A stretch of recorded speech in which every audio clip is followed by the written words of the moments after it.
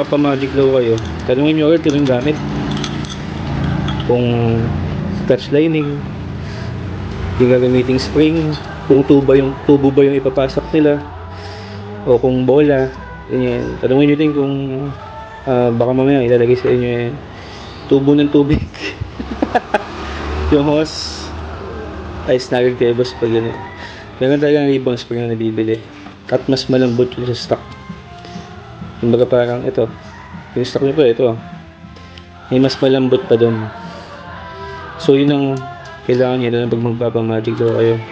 Kasi minsan pag ang gamit nyo ganun, tubo, hose, touch spring, tigas nun. Parang hindi nagpe-play yun ng maganda. Matagtag talaga yun. Unahan pa naman. Unahan ng motor yung laging may may sumasalad ng impact.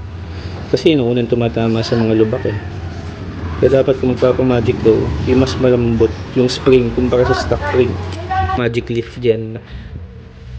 Ginagawa ito sa mga PDB, tsaka sa mga XRM, sa mga dirt bikes, at saka sa mga endurance bike.